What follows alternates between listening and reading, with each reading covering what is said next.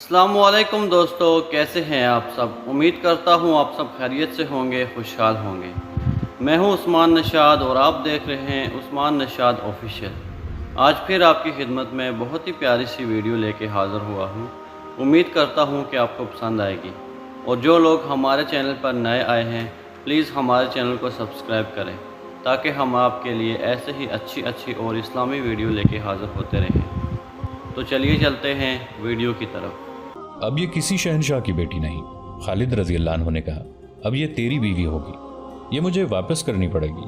یونس ابن مرقس نے کہا، ہرقل اپنی بیٹی کو واپس لینے کے لیے اپنی تمام تر سلطنت کی فوج اکٹھی کر کے دمشق پر حملہ کر دے گا، ایسا نہیں کرے گا تو فدیہ ادا کر کے اسے آپ سے واپس لے لے گا۔ خالد رضی اللہ عنہ خاموش ہو گئے۔ اگلی صبح خالد رضی اللہ عنہ واپس روانہ ہوئے۔ وہ بہت خوش تھے، انہوں نے معاہدہ نہیں توڑا تھا اور اپنا مقصد بھی پورا کر لیا تھا۔ دمشق تک جانے والا راستہ آدھا طے ہوا تھا کہ انطاکیہ کی طرف سے 12-14 گھڑ سوار آئے۔ وہ رومی تھے، ان میں ایک اونچی حیثیت کا معلوم ہوتا تھا۔ وہ خالد رضی اللہ عنہ سے ملنا چاہتا تھا، اسے خالد رضی اللہ عنہ تک پہنچا دیا گیا۔ میں شہنشاہ ہرقل کا الچی ہوں، اس نے کہا، اور یہ میرے محافظ ہیں۔ میں امن سے آیا ہوں، اس امید کے ساتھ کہ آپ سے بھی مجھے امن اور دوستی ملے گی۔ کیا پیغام لائے ہو؟ خالد رضی اللہ عنہ نے پوچھا۔ شہنشاہ ہرقل کو اطلاع مل گئی ہے کہ آپ نے ہماری فوج اور دمشق سے ہجرت کرنے والوں پر حملہ کیا ہے، ہرقل کے ایلچی نے کہا۔ شہنشاہ نے آپ کے حملے کے متعلق کچھ نہیں کہا، انہوں نے اپنی بیٹی واپس مانگی ہے اور کہا ہے کہ آپ جس قدر فدیہ طلب کریں گے ادا کیا جائے گا۔ شہنشاہ نے یہ بھی کہا ہے کہ آپ فیاض اور کشادہ ظرف ہیں، اگر آپ فدیہ نہ لینا چاہیں تو میری بیٹی مجھے بخش دیں۔ ہرقل نے خالد رضی اللہ عنہ کو فیاض اور کشادہ ظرف کہہ کر ان کی خوشامد نہیں کی تھی۔ وہی خالد رضی اللہ عنہ جو میدان جنگ میں دشمن کے لیے قہر تھے، میدان کے باہر اتنے ہی حلیم اور فیاض تھے۔ اگر تمہارے شہنشاہ نے بخشش مانگی ہے تو اس کی بیٹی کو بخشش کے طور پر لے جاؤ، خالد رضی اللہ عنہ نے ایلچی سے کہا اور رکابوں پر کھڑے ہو کر بلند آواز سے حکم دیا، رومیوں کے شہنشاہ ہرقل کی بیٹی کو اس کے ایلچی کے حوالے کر دو۔ خدا کی قسم، میں نے تم سب کی طرف سے اسے بخشش کے طور پر چھوڑ دیا ہے۔ ہمیں ہرقل کی سلطنت چاہیے، اس کی بیٹی نہیں۔ ہرقل کی بیٹی اس کے سفیر کے ساتھ چلی گئی۔ یونس ابن مرقس نے ٹھیک کہا تھا کہ ہرقل ہر قیمت پر اپنی بیٹی واپس لے لے گا۔ یونس کو خالد رضی اللہ عنہ نے اپنے حصے کے مال غنیمت میں سے بے انداز انعام دینا چاہا، لیکن اس نے صاف انکار کر دیا اور کہا کہ وہ باقی عمر شادی نہیں کرے گا۔ بعد میں اس نے اپنی زندگی اسلام اور جہاد کے لیے وقف کر دی تھی، لیکن اس کی باقی زندگی صرف 2 سال تھی۔ وہ جنگ یرموک میں شہید ہو گیا تھا۔ خالد رضی اللہ عنہ جب مال غنیمت کے ساتھ دمشق میں داخل ہوئے تو ان کی فوج نے دیوانہ وار ان کا استقبال کیا۔ وہ کامیاب لوٹے تھے۔ خالد رضی اللہ عنہ نے پہلا کام یہ کیا کہ امیر المؤمنین ابو بکر رضی اللہ عنہ کے نام بڑا لمبا پیغام لکھوایا، جس میں انہیں دمشق کی فتح کی خوشخبری سنائی۔ یہ بھی لکھا کہ وہ دمشق میں کس طرح داخل ہوئے تھے اور ابو عبیدہ رضی اللہ عنہ نے کیا غلطی کی تھی۔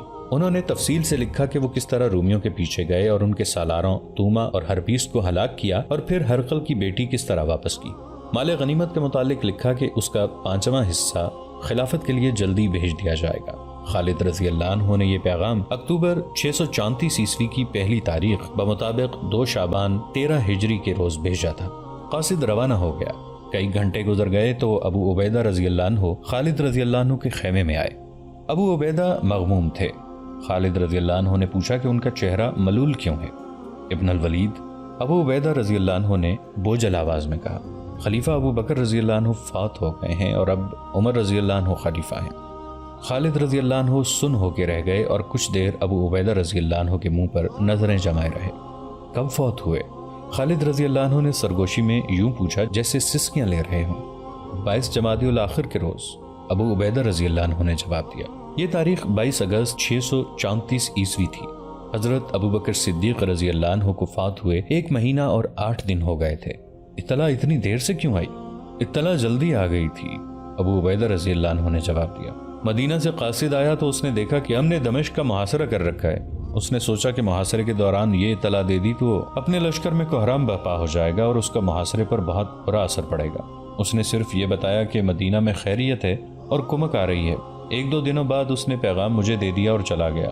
میں نے پڑھا اور یہی بہتر سمجھا کہ دمشق کا فیصلہ ہو جائے تو تجھے اور لشکر کو اطلاع دے دوں۔ ابو عبیدہ رضی اللہ عنہ نے نئے خلیفہ کا خط جو ابو عبیدہ رضی اللہ عنہ کے نام لکھا گیا تھا خالد رضی اللہ عنہ کو دے کر کہا، اور یہ وہ خبر ہے جو میں تجھے لڑائی ختم ہونے تک نہیں دینا چاہتا تھا۔ خالد رضی اللہ عنہ خط پڑھنے لگے۔ یہ خلیفہ عمر رضی اللہ عنہ نے ابو عبیدہ رضی اللہ عنہ کو لکھا تھا۔ خط کچھ یوں تھا: خلیفۃ المسلمین عمر کی طرف سے ابو عبیدہ کے نام، بسم اللہ الرحمن الرحیم، میں تجھے اللہ سے ڈرتے رہنے کی نصیحت کرتا ہوں۔ اللہ لازوال ہے جو ہمیں گمراہی سے بچاتا ہے اور اندھیرے میں روشنی دکھاتا ہے۔ میں تمہیں خالد بن ولید کی جگہ وہاں کے تمام لشکر کا سپہ سالار مقرر کرتا ہوں، فوراً اپنی جگہ لے لو۔ ذاتی مفاد کے لیے مومنین کو کسی مشکل میں نہ ڈالنا، انہیں اس پڑاؤ پر نہ ٹھہرانا جس کے متعلق تو نے پہلے دیکھ بھال نہ کر لی ہو۔ کسی لڑائی کے لیے دستوں کو اس وقت بھیجنا جب وہ پوری طرح منظم ہو، اور کوئی ایسا فیصلہ نہ کرنا جس سے مومنین کا جانی نقصان ہو۔ اللہ نے تجھے میری آزمائش کا اور مجھے تیری آزمائش کا ذریعہ بنایا ہے۔ دنیاوی لالچوں سے بچے رہنا، کہیں ایسا نہ ہو کہ جس طرح تجھ سے پہلے تباہ ہوئے ہیں تو طمع سے تباہ ہو جائے۔ تو جانتا ہے وہ اپنے رتبے سے کس طرح گرے ہیں۔ اس خط کا مطلب یہ تھا کہ خلیفۃ المسلمین عمر رضی اللہ عنہ نے خالد رضی اللہ عنہ کو سپہ سالاری سے معزول کر دیا تھا۔ اب ابو عبیدہ رضی اللہ عنہ سپہ سالار تھے، بلکہ وہ 1 مہینہ 8 دن پہلے سے سپہ سالار تھے۔ اللہ کی رحمت ہو ابو بکر رضی اللہ عنہ پر۔ خالد رضی اللہ عنہ نے خط ابو عبیدہ کو دے کر کہا: وہ زندہ ہوتے تو میرا یہ انجام نہ ہوتا۔ مورخ یعقوبی اور واقدی لکھتے ہیں کہ اللہ کی تلوار جھک گئی تھی۔ اس رات خالد رضی اللہ عنہ سو نہ سکے، ابو بکر رضی اللہ عنہ کو یاد کرتے اور روتے رہے۔ رات جو خالد رضی اللہ عنہ نے مدینہ سے دور دمشق میں خلیفہ اول ابو بکر رضی اللہ عنہ کی رحلت پر روتے گزار دی تھی، اس رات سے 1.5-2 مہینے پہلے مدینہ پر ماتم کے بادل چھانے لگے تھے۔ امیر المومنین ابو بکر رضی اللہ عنہ ایسی حالت میں ٹھنڈے پانی سے نہا بیٹھے جب ان کا جسم گرم اور پسینے سے شرابور تھا۔ فوراً انہیں بخار ہو گیا۔ علاج ہوتا رہا لیکن بخار جسم کو کھاتا رہا۔ اگر امیر المؤمنین آرام کرتے تو شاید بخار کا درجہ حرارت گر جاتا، مگر بیماری کی حالت میں بھی انہوں نے اپنے آپ کو امور سلطنت میں مصروف رکھا۔ ایک روایت یہ بھی ہے کہ ابو بکر رضی اللہ عنہ نے علاج کرایا ہی نہیں تھا۔ انہیں ایک روز تیمارداروں نے کہا کہ طبیب کو بلا کر علاج کرائیں۔ میں نے طبیب کو بلایا تھا، امیر المؤمنین نے کہا۔ اس نے کہا تھا کہ علاج اور آرام کی ضرورت ہے۔ میں نے اسے کہا تھا کہ میں جو چاہوں گا کروں گا۔ میں نے اسے واپس بھیج دیا تھا۔ علاج کیوں نہیں کرایا امیر المؤمنین؟ آخری منزل پر آن پہنچا ہوں میرے رفیقو، خلیفۃ المسلمین ابو بکر رضی اللہ عنہ نے کہا۔ اللہ نے جو کام میرے سپرد کیے تھے وہ اگر سب کے سب پورے نہیں ہوئے تو میرے لیے یہ اطمینان کیا کم ہے کہ میں نے کوتاہی نہیں کی۔ میں اللہ کے محبوب کے پاس جا رہا ہوں۔ تاریخ گواہ ہے کہ ابو بکر رضی اللہ عنہ نے اپنے 2 سال اور 3 ماہ کے دور خلافت میں معجزہ نما کام کیے تھے۔ رسول کریم صلی اللہ علیہ وآلہ وسلم کی وفات کے فوراً بعد ارتداد کا جو فتنہ تمام سرزمین عرب میں پھیل گیا تھا وہ ایک جنگی طاقت تھی جسے ختم کرنے کے لیے اس سے زیادہ جنگی طاقت کی ضرورت تھی۔ لیکن ابو بکر رضی اللہ عنہ نے تدبر سے اور جنگی فہم و فراست سے مجاہدین اسلام کی قلیل تعداد کو استعمال کیا اور تھوڑے سے عرصے میں ارتداد کے فتنے اور اس کی جنگی طاقت کو ریزہ ریزہ کر دیا۔ اس کے نتیجے میں ان تمام قبیلوں نے جو ارتداد کی لپیٹ میں آ گئے تھے اسلام قبول کر لیا۔ ابو بکر رضی اللہ عنہ نے آنے والے مسلمان حکمرانوں، امراء اور وزراء کے لیے یہ سبق ورثے میں چھوڑا کہ ان میں بے لوث جذبہ ہو، اقتدار کی ہوس اور کوئی ذاتی مفاد نہ ہو تو پوری قوم مجاہدین کا لشکر بن جاتی ہے، اور قوم کی تعداد کتنی ہی کم کیوں نہ ہو وہ کفر کی چٹانوں کے دل چاک کر دیا کرتی ہے۔ یہ سربراہ سلطنت پر منحصر ہے کہ قوم فتح و کامرانی کی رفتوں تک جاتی ہے یا ذلت و رسوائی کی اندھیری کھائیوں میں۔ ارتداد کے علاوہ بھی کہیں بغاوت اور کہیں شورش تھی۔ خلیفہ اول ابو بکر رضی اللہ عنہ نے ہر سو امن و امان قائم کر دیا تھا۔ فتنہ و فساد نہ رہا، بغاوت اور شورش نہ رہی تو ابو بکر رضی اللہ عنہ نے انتہائی جرت مندانہ فیصلہ کیا۔ انہوں نے مجاہدین کو فارس جیسی شہنشاہی کے خلاف اور پھر اسی جیسی دوسری بڑی جنگی طاقت کے خلاف بھیج دیا۔ مجاہدین نے کسرا کی طاقت کو کچل کر اس کے بے شمار علاقے کو اسلامی سلطنت میں شامل کر لیا، پھر قیصر روم کی فوج پر دہشت بن کر چھا گئے اور اس کے کئی علاقے اسلامی سلطنت میں آ گئے۔ کسرا بھی اور قیصر بھی اپنے آپ کو ناقابل تسخیر سمجھتے تھے۔ مسلمانوں نے خلیفہ اول کے احکام کی پیروی کرتے ہوئے ان دونوں دشمنان اسلام کا گھمنڈ توڑ دیا اور اسلامی فوج کو ایک طاقت بنا دیا۔ انہی جنگوں میں مجاہدین کو فوج کی صورت میں منظم کیا گیا تھا۔ ابو بکر رضی اللہ عنہ کی سب سے بڑی کامیابی یہ تھی کہ اسلام ایک مذہب کی صورت میں ہی عرب سے عراق اور شام میں نہ پھیلا، بلکہ اس سے اسلامی تمدن اور اسلامی تہذیب بھی پھیلی، بلکہ یوں کہنا درست ہوگا کہ ایک نئے کلچر نے جنم لیا جسے لوگوں نے اسلامی کہا اور اسے اپنایا۔ اس سے پہلے تو لوگ فارس اور روم کے کلچر کو ہی تہذیب و تمدن سمجھتے اور اسے فوراً قبول کر لیتے تھے۔ خلیفہ اول جیسے تھک سے گئے تھے اور پوری طرح مطمئن تھے کہ وہ خالق حقیقی کے حضور جا رہے ہیں اور سرخرو جا رہے ہیں۔ اس دور کی تحریروں سے اور مورخوں کی تحقیقات سے پتہ چلتا ہے کہ ابو بکر رضی اللہ عنہ کو ایک مسئلہ پریشان کر رہا تھا۔ یہ تھا ان کی جانشینی کا مسئلہ۔ انہوں نے اپنے اہل خانہ سے اس مسئلے کا ذکر کیا تھا۔ میرے اللہ کے رسول صلی اللہ علیہ وآلہ وسلم کو موت نے اتنی مہلت نہیں دی تھی کہ کسی خلیفہ کو خود مقرر کرتے۔ ابو بکر رضی اللہ عنہ نے کہا تھا، اس کا یہ نتیجہ نکلا کہ ثقیفہ بنی سعدہ میں مہاجرین اور انصار کے درمیان اختلاف پر فتنہ اور فساد پیدا ہو گیا تھا۔ یہ تو اللہ کو منظور نہ تھا کہ اس کے رسول صلی اللہ علیہ وآلہ وسلم کی امت، جس کی تعداد ابھی بہت تھوڑی ہے، آپس میں لڑ کر ختم ہو جائے۔ اللہ نے امت کا اتحاد میرے ہاتھ پر قائم رکھا۔ خدا کی قسم، میں رسول اللہ صلی اللہ علیہ وآلہ وسلم کی امت کو اس فساد میں نہیں ڈال کر مروں گا کہ میرے بعد خلیفہ کون ہو۔ میں خلیفہ خود مقرر کر کے جان اللہ کے سپرد کروں گا۔ عظیم تھے خلیفہ اول کہ انہوں نے یہ بات سوچ لی تھی۔ اس دور کے تھوڑا عرصہ بعد کے وقائع نگار اور مبصر لکھتے ہیں کہ خلیفہ اول نے سوچ لیا تھا، قبیلوں یا طبقوں یا افراد میں جب اقتدار کی ہوس پیدا ہو جاتی ہے تو قوم کا اتحاد پھٹے ہوئے دامن کی مانند ہو جاتا ہے۔ فوجوں کی پیش قدمی پسپائی میں بدل جاتی ہے، پیچھے ہٹتا ہوا دشمن آگے بڑھنے لگتا ہے، پھر فوج بھی اقتدار کی جنگ کا ہتھیار بن جاتی ہے اور سالار سلطانی کے خواب دیکھنے لگتے ہیں۔ مسلمانوں کا وہ دور فتوحات سے مالا مال ہو رہا تھا، درخشاں روایات جنم لے رہی تھیں اور یہی تاریخ اسلام کی بنیاد بن گئی تھی۔ ابو بکر رضی اللہ عنہ کی دوربین نگاہوں نے دیکھ لیا تھا کہ قیصر و کسریٰ جو پسپائی اور زوال کے عمل سے گزر رہے ہیں اور نیست و نابود ہو جانے تک پہنچ گئے ہیں، وہ مسلمانوں کے نفاق سے فائدہ اٹھائیں گے اور افریت بن کر اسلام کو نگل جائیں گے۔ کیا عمر کو لوگ قبول کر لیں گے؟ ابو بکر رضی اللہ عنہ نے اپنے اہل خانہ سے کہا، شاید نہ کریں، عمر مزاج کا بہت سخت ہے، اپنے احباب سے مشورہ لے لیتا ہوں۔ ابو بکر رضی اللہ عنہ نے عبد الرحمن رضی اللہ عنہ بن عوف کو بلایا اور تنہائی میں بٹھایا۔ ابن عوف ابو بکر رضی اللہ عنہ نے کہا، کیا تو مجھے سچے دل سے بتا سکتا ہے کہ عمر بن خطاب کیسا آدمی ہے؟ تو اسے کیسا سمجھتا ہے؟ خدا کی قسم خلیفہ رسول، عبد الرحمن بن عوف رضی اللہ عنہ نے کہا، جو میں جانتا ہوں وہ اس سے بہتر نہیں جو تو جانتا ہے، جو کچھ بھی تو جانتا ہے کہہ دے۔ ابو بکر رضی اللہ عنہ نے کہا، خلیفہ رسول، عبد الرحمن بن عوف رضی اللہ عنہ نے کہا، ہم میں کوئی بھی ایسا نہیں جو عمر بن خطاب سے بہتر ہو، لیکن اس کی طبیعت میں جو سختی ہے وہ بھی ہم میں سے کسی میں نہیں۔ رائے میری بھی یہی ہے ابن عوف۔ ابو بکر رضی اللہ عنہ نے کہا، تم سب کو عمر کی سختی اس لیے زیادہ محسوس ہوتی ہے کہ میرے مزاج میں بہت نرمی ہے۔ کیا ایسا نہیں ہوگا کہ اپنے بعد خلافت کا بوجھ اس کے کندھوں پر ڈال دوں تو اس کی سختی کم ہو جائے؟ ایسے ہی ہوگا۔